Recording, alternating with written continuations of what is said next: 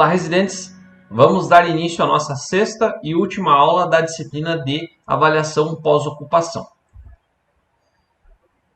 Na aplicação da PO, ali em outras formas de aplicação que a gente vai ver nessa aula, a gente vai tratar de alguns outros aspectos que a gente pode inserir também na avaliação. Seria lá um estudo para embasamento da requalificação e uso e ocupação lá dessa nossa edificação, assim como análise para certificações ambientais. Durante a fase de uso e operação lá e manutenção de uma edificação, que normalmente se estende ali ao longo de décadas, várias décadas, há um momento em que os componentes, sistemas construtivos, instalações prediais e ambientes tornam-se obsoletos ou inadequados ao uso. Aqui eu trago para vocês uma imagem do mercado municipal aqui de Ponta Grossa, enquanto ainda ele estava de pé. Ele já foi demolido, né? Existia um projeto da prefeitura, foi feita uma licitação para uma empresa fazer a construção de um novo mercado municipal, mas acabou sendo fracassada e ainda a gente não tem um novo mercadão municipal aqui em Ponta Grossa. Mas esse é o prédio que existia, então ele perdurou por muitas décadas até chegar ao ponto onde estava totalmente obsoleto e foi praticamente abandonado pelo poder público até que fosse demolido recentemente. A requalificação da edificação ela é viável ou deve-se optar por sua desconstrução? Essa é uma pergunta bem importante, né? Até pelo próprio mercado municipal. Foram feitas várias análises. Quando eu era ainda estagiário, estava fazendo estágio no curso de Engenharia Civil, eu participei da elaboração do laudo estrutural dessa edificação aqui, onde a gente chegou na conclusão que seria mais adequado realmente fazer a demolição, seria inclusive mais barato fazer a demolição e a reconstrução do que requalificar toda aquela edificação nas normas novas e fazer toda a recuperação de fundações, recuperação das estruturas que já existiam. Então, essa pergunta é muito importante. Vale a pena eu demolir ou fazer a revalidação, requalificação lá dessa edificação? Para que essa importante pergunta, para que essa importante resolução seja feita de forma consciente, é preciso que seja embasada pelas seguintes informações. Qual é o nível de adequação do ambiente existente ao desempenho esperado? E quais são as medidas necessárias para a sua adequação, à luz dos aspectos técnicos e financeiros também. Então, além da questão financeira, a gente tem que verificar se vale a pena tecnicamente, se eu vou conseguir requalificar aquela edificação, baseando-se nas normativas vigentes e que tem, provavelmente, em alguns casos, maiores exigências do que se existia anteriormente. Então, toda essa análise deve ser feita e, nesse caso específico, eu lembro que a gente chegou à conclusão que não valeria a pena manter o prédio em pé e tentar requalificá-lo. Aí eu trago um conceito para vocês aqui, que é bastante utilizado na arquitetura, que chama-se retrofitting, né? O retrofitting ele é o processo que tem por objetivo restaurar prédios antigos, de forma a preservar a arquitetura do original e também adequá-lo à legislação vigente. É feita uma reforma com materiais de alta qualidade e super resistentes para manter o edifício como um espaço seguro e arrojado. Então tem aqui alguns exemplos, por exemplo, de prédios antigos, né, onde a gente consegue ver principalmente que o prédio é antigo pelas esquadrias. Não sei se vocês já perceberam isso, mas a gente olha para um prédio antigo, a esquadria meio que entrega, né, a idade dele. Esquadrias de metal, aquelas esquadrias em forma de grade, muitas vezes já entregam que é um prédio lá da década de 70, 80, onde eram muito utilizadas essas esquadrias, né? Então aqui foi feita uma alteração da fachada do prédio, a gente consegue ver que realmente ficou muito bonito, às vezes parece até um prédio com uma arquitetura moderna, né? Aí aqui tem alguns outros exemplos, onde foi feita lá a instalação de uma pele de vidro no edifício, a gente consegue ver exatamente o que eu falei para vocês, a questão das esquadrias aqui entregando a idade do prédio. E aqui ao lado também um retrofit que foi feito em esquadrias em uma edificação de um prédio, onde a gente consegue ver aqui que já estava datado, esquadrias antigas, substituição por esquadrias novas e um revestimento mais moderno também. Aqui a gente consegue ver, inclusive, a aplicação de placas de ACM, que são hoje muito utilizadas e que na época não existia, né? Não existia esse tipo de material, que é aquela placa muito utilizada em fachadas de loja, né, para fazer outdoors ou painéis aí luminosos também. Aqui contra o retrofitting e a possibilidade de fazer retrofitting, a gente tem lá a nossa edificação. Então, finalizei lá a minha edificação, parto lá para a minha ocupação, então faço a ocupação, manutenção e gerenciamento da minha edificação, né? Coloco ela em uso. Aí, após 12 meses, né, que é o mínimo que a gente recomenda para fazer uma PO, né, eu faço a aplicação da avaliação pós-ocupação e vou retroalimentando essa minha avaliação pós-ocupação. Aí tenho lá o surgimento, né, conforme o prédio vai ficando antigo, tem o surgimento pela demanda de requalificação, que é de repente alguma melhoria, alguma reforma, né, e faço daí análise de viabilidade técnico-financeira, que é aquele exemplo que eu dei para vocês do mercado municipal aqui em Ponta Grossa, né, foi feita uma análise técnica e financeira, e tecnicamente, naquele caso, foi comprovado que não valeria a pena a gente requalificar aquela edificação, porque ela já estava muito deteriorada, muito antiga, certo? Aí, caso seja, que é o caso lá do Mercadão Municipal, a gente opte pela demolição, chega ao fim lá o ciclo da vida útil da minha edificação. Mas caso seja realmente viável, ali aqueles edifícios que eu apresentei, viável fazer essa requalificação, então a gente tem que fazer o planejamento da requalificação, o projeto da requalificação, a implantação novamente, e o ciclo de vida inicia novamente, né? Então tem todo o início lá dessa avaliação, pós-ocupação, as APOs que a gente pode estar fazendo uso, até chegar lá no fim, de repente, onde realmente não vale mais a pena fazer a adequação daquele edifício, e eu chego no fim do ciclo da vida útil lá da minha edificação. O método do retrofit para a requalificação dos sistemas consumidores de energia e edificações, ele consiste em 6 etapas distintas. Quais seriam essas etapas? O levantamento de macrodados, né? Quais seriam os dados que eu tenho lá da minha edificação, de repente algum projeto, alguma coisa nesse sentido. Determinação do consumo desagregado por usos finais, então lá no final dos meus circuitos eu tenho que saber qual que é o consumo que eu vou ter em cada um dos ambientes. É mais ou menos o que a gente faria num projeto novo, mas isso eu tenho que saber para a edificação já existente. Levantamento lá das potências, que é o que a gente já faz num projeto novo, inclusive, também a gente levanta potências para daí eu calcular a bitola de fiação, disjuntores e tudo mais. Análise do consumo desagregado por usos finais, então eu tenho que saber qual que é o consumo que eu vou ter lá para verificar o que eu preciso, como que eu posso melhorar essa questão lá da minha edificação. Identificação preliminar das ações de eficientização, que eu posso tornar mais eficiente. Lembrando que o retrofit não é só uma reforma, ele é uma requalificação da edificação. Então, como eu estou requalificando ela para sistemas mais modernos, aqui entra muito forte a questão da eficiência energética da edificação, onde a gente pauta isso, né, nas nossas edificações naturalmente, ainda mais nos órgãos públicos hoje em dia. E o cálculo do payback das ações escolhidas, que seria o payback seria aquele retorno financeiro. Se eu coloco algo mais eficiente, né, eu tenho que calcular quanto tempo vou levar para aquela eficiência se pagar, né, em relação ao sistema antigo que estava lá instalado. E a gente consegue fazer esse cálculo também. Aqui retornando só, aqui tem um quadro bem interessante que nas edificações antigas a gente ainda observa. Então aqui antigamente o fusível ele era um fusível de garrafinha, que o pessoal fala, que ele tem como se fosse uma rosca de lâmpada, e esse fusível era rosqueado ao invés de disjuntores. Então, quando tinha algum problema, queimava o fusível, tinha que ir lá em uma das 3 fases aqui e substituir o fusível. Então, isso aqui ainda a gente observa em situações de instalações bem antigas, né? E é nesse sentido que o retrofitting vai trabalhar. Eu tirar toda essa instalação aqui, que não existe nem normativa vigente mais, e requalificar toda a minha instalação. Para o levantamento ali de macrodados, a gente tem que fazer algumas ponderações, né? Então, eu tenho que ter lá o consumo de todos os recursos energéticos de fontes primárias e ou secundárias da minha edificação, demanda de todos os recursos energéticos de fontes primárias ou secundárias. Então, além do consumo, tem que ter a demanda que eles vão ser utilizados. Evolução da população equivalente, ou seja, aquela que representa realmente os usuários que permanecem no edifício estudado por um período de tempo previamente estabelecido pela equipe de pesquisa. Evolução da área construída, possibilidade de evolução também de outros usos. Evolução da área de carpê para ambientes corporativos. Indicadores energéticos em função da área útil. indicadores energéticos em função da população equivalente lá da minha edificação e principalmente análise das variações sazonais. Então, alguns edifícios eles apresentam sazonalidades quanto à utilização da parte elétrica, principalmente, né? A gente consegue ver aí conforme no verão, inverno, inclusive.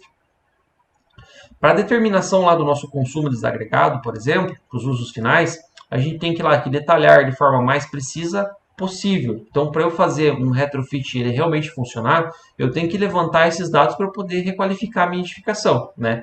O comportamento e a origem dos consumos, das potências do estudo do caso em análise. Então, a gente tem que fazer esse levantamento com muito cuidado, muita precisão, para poder requalificar, né? Tirar aquele quadro antigo e colocar um quadro totalmente novo lá.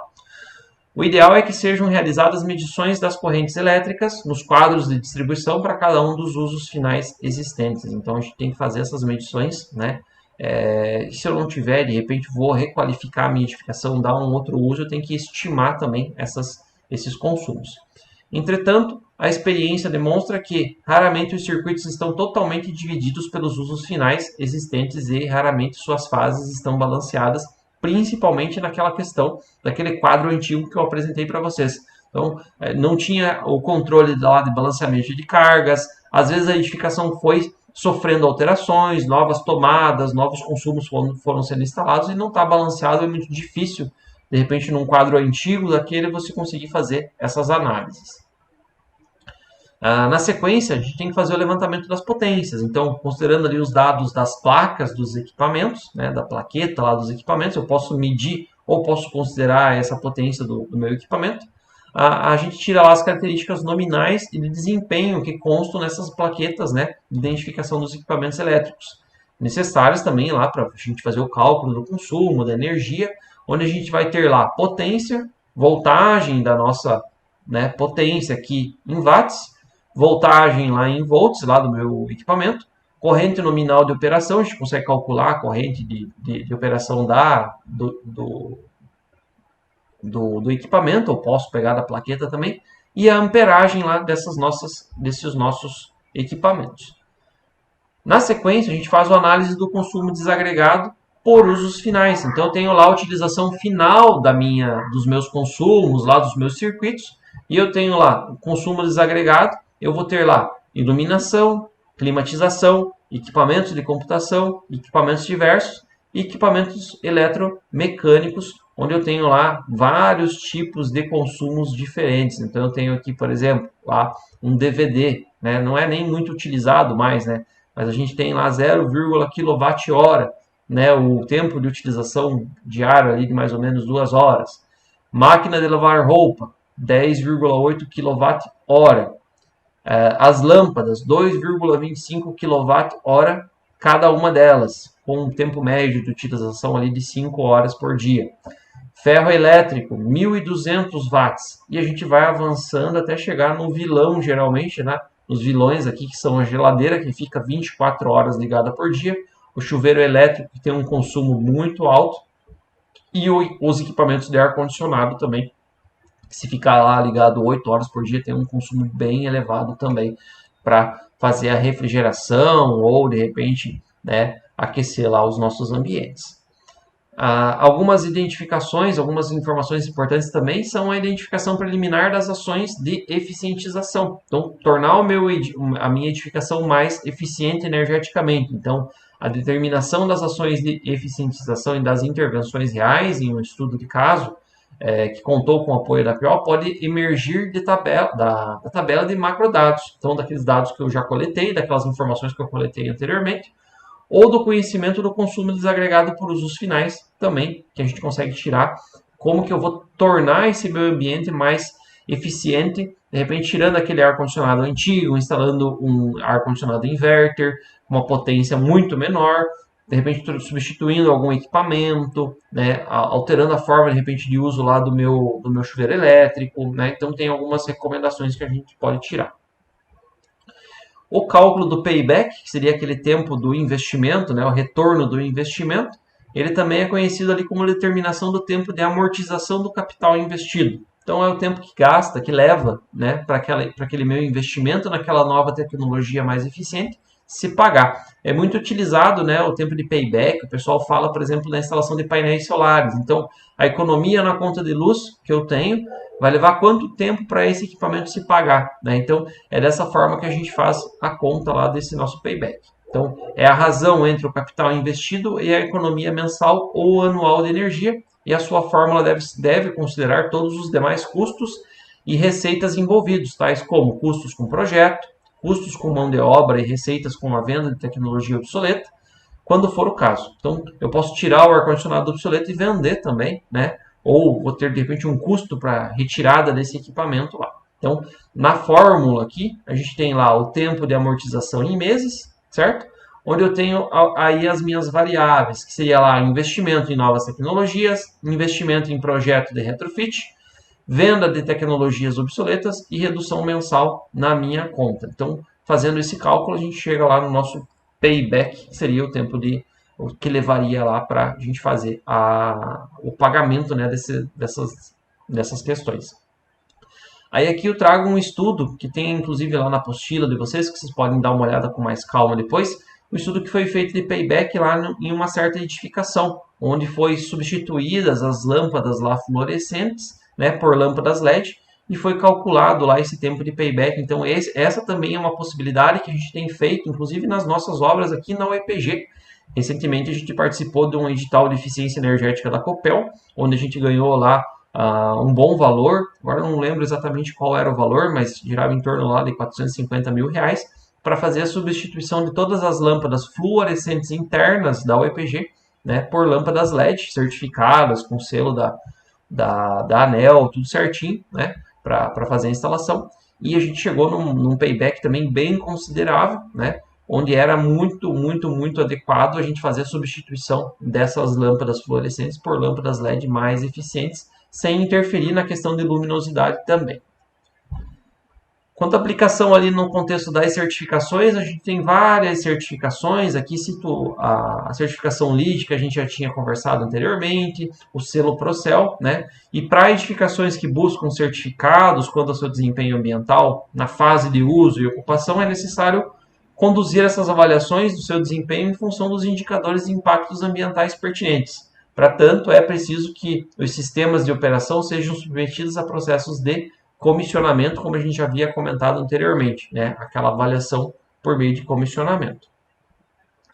Aí aqui apresenta um estudo de caso, né, do empreendimento, onde era lá um empreendimento constituído por 2 blocos de edifícios, denominados Torre A e Torre B. Os seus ambientes eles incluem escritórios, salas de reunião e open offices, onde todos os pavimentos eles eram tipo, né, pavimentos com a mesma utilização. Há ainda, né, nesse exemplo específico, espaços locados que têm usos distintos, como restaurante e clínicas médicas. Então, aqui tem o pavimento A, né, a torre A, e a torre B lá do edifício, basicamente composto lá por escritórios e salas ali comerciais. Nesse estudo de caso, foi feito lá um questionário que foi aplicado e organizado lá em 4 categorias distintas relacionadas aos seguintes aspectos lá da edificação: postos de trabalho, avaliação do posto de trabalho onde a pessoa trabalha, conforto ambiental, limpeza e manutenção e instalações do próprio edifício.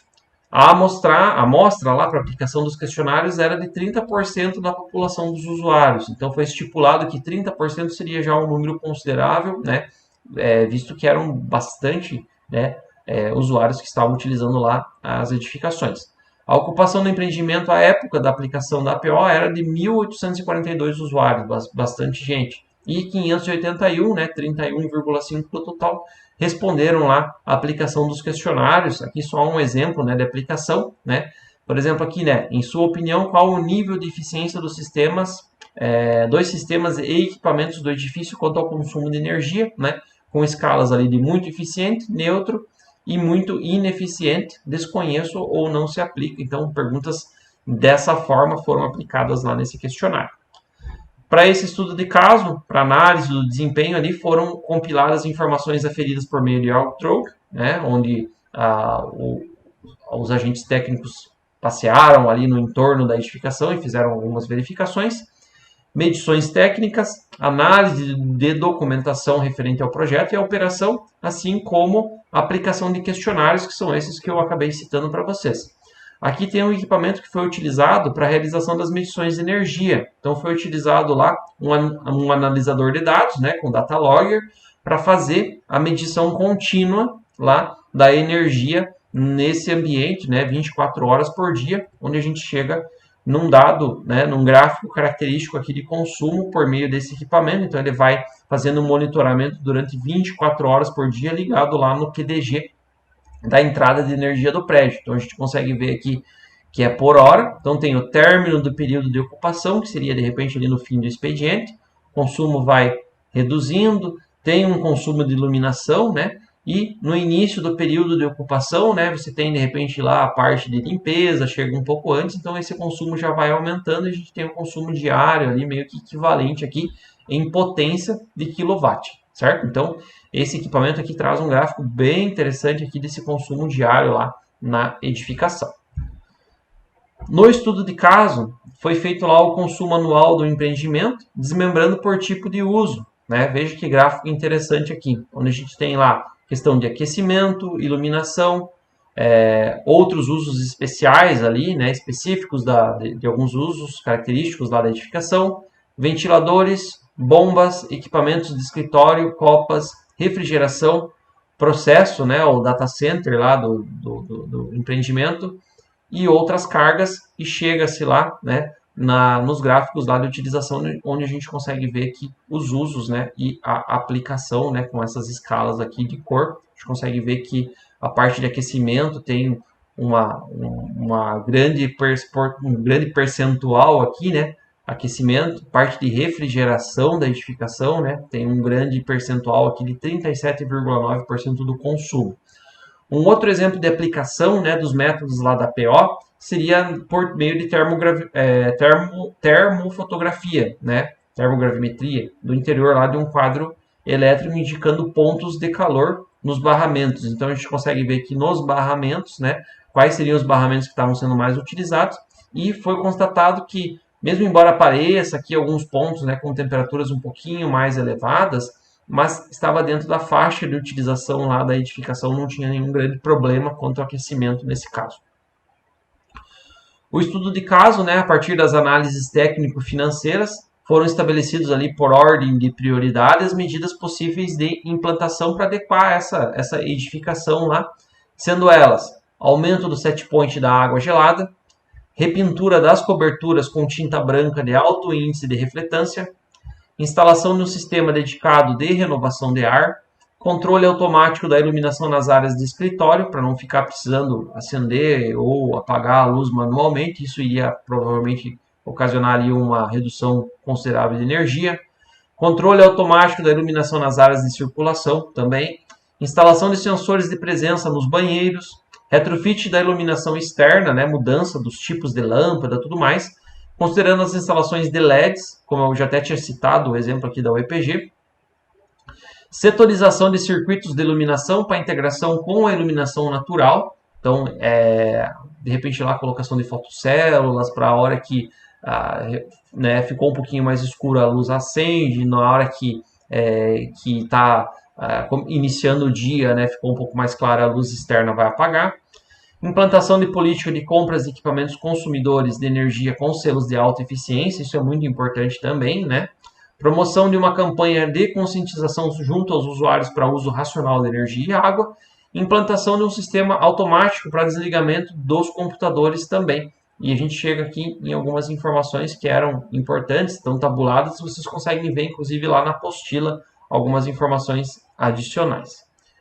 Quanto ao estudo de caso também, a gente tem lá algumas respostas aqui quanto ao nível de satisfação, quanto ao conforto térmico lá da torre A.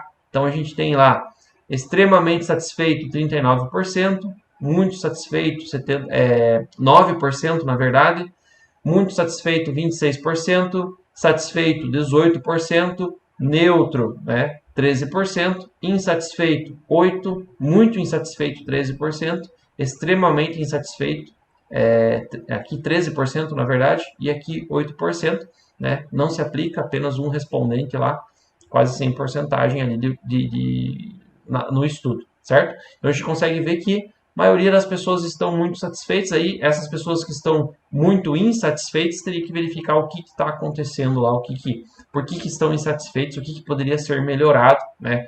Quanto a de repente a parte de conforto térmico lá das torres. Nesse estudo de caso também, né, foi feita análise lá dos dados obtidos por meio dos questionários e foi possível verificar ali que 29% dos respondentes, né, e 37% declararam algum grau de insatisfação quanto aos aspectos na torre A. Sobre as demais categorias, os principais aspectos identificados ali encontram-se, né, na questão de ergonomia, de incompatibilidade entre a cadeira e a mesa de trabalho, cadeiras com ergonomia inadequada e número de gavetas insuficiente, assim como limpeza e manutenção predial. Então foram itens que foram pontuados ali negativamente, como ineficiência das válvulas dual flush, entupimento das pias do terceiro andar da torre A e baixa frequência de limpeza dos banheiros também como insatisfação. Então a questão da ergonomia também é uma possibilidade, né? De repente alteração das cadeiras, de repente verificação do que está acontecendo, né? Alteração das mesas para melhorar essas questões de ergonomia.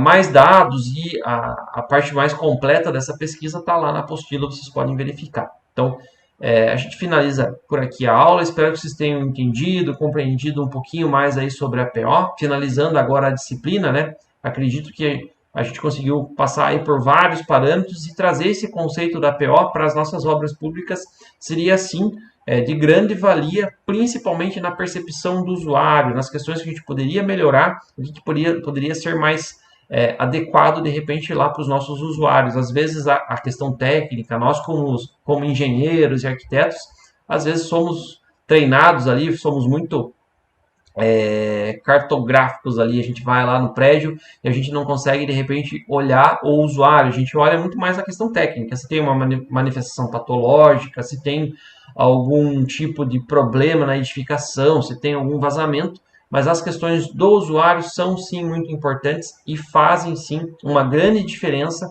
para a gente ter lá um bom uso da nossa edificação. Então fica aqui, né, o pedido para vocês, de repente, de aplicarem lá nos órgãos de vocês e utilizar esses conceitos de APO na vida profissional de vocês.